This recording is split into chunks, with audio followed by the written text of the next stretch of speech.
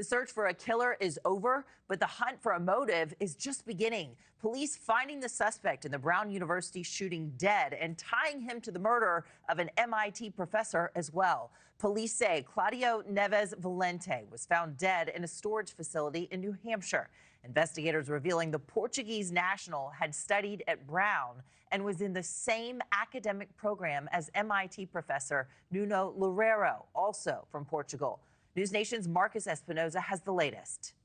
We have the person, that we identified the person, and that person is dead, and that he was the person responsible not only for the Brown shootings, but for the Brookline shooting. A major breakthrough for investigators in Rhode Island and Massachusetts. Authorities identifying their suspect, Claudio Neves Valente. Investigators say a break in the case came from a person who had an interaction with the suspect on Brown's campus and recognized him after police released images of a person of interest. That individual came forward to Providence Police and provided information. That led investigators to the suspect's vehicle. He blew this case right open.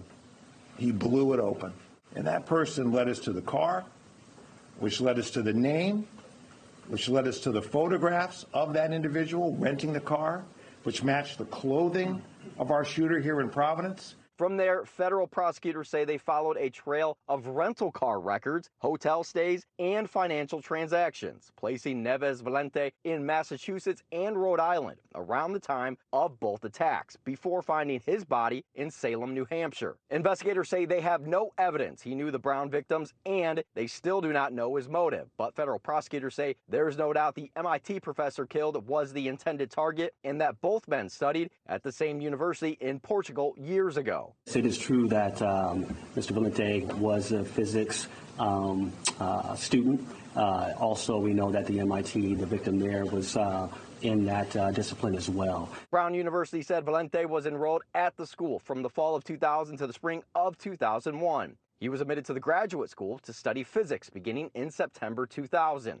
When authorities found Valente in New Hampshire, they say he had 2 firearms and a satchel, but prosecutors did not say yet what was inside. They also say there was no evidence that he was working with anyone else. Prosecutors say Valente used a phone with a tracking blocker, switched to an old unregistered Maine license plate, and was, quote, sophisticated in hiding his tracks.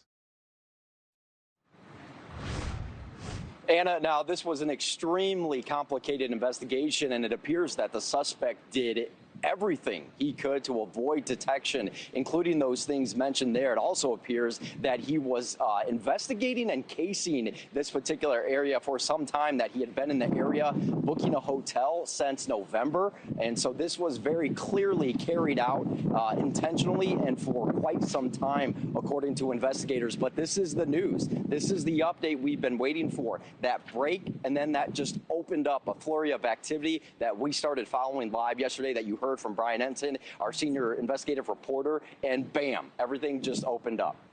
Yeah, and for investigators to be able to connect the dots between these two stories that we were following this week, we knew they were close in proximity, less than an hour down the road, but a lot of questions do still remain this morning. Have you gotten a sense of what the mood is like there? I mean, this has got to have had the residents there really on edge, knowing that this individual was still out and about.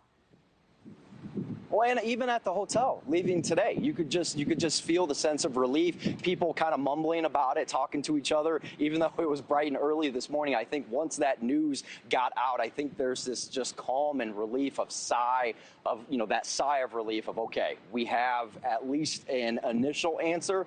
Now all those follow-up questions, because again, you have the multiple shootings, the MIT professor. It appears perhaps that 2 guns were used in each, a separate gun was used in each separate shooting, though they may be linked, because it appears initially that the gun used in the school shooting, the university shooting, is not the same. They're not the same bullets and ammunition that was used in the killing of the MIT professor. So all that ballistic work has to get done now to kind of draw that timeline. But I think I'm most fascinated by the tip that came in from somebody who was sometimes sleeping inside the basement of that Bears Hall engineering building there, and then identifying that person, that picture getting out to the public, and then them getting a hold of him. That information was incredibly key, because they needed to find some sort of ID and car and vehicle. And then once they found that vehicle, boom, it led them to New Hampshire, and then from there, everything else we've explained and unfolded there.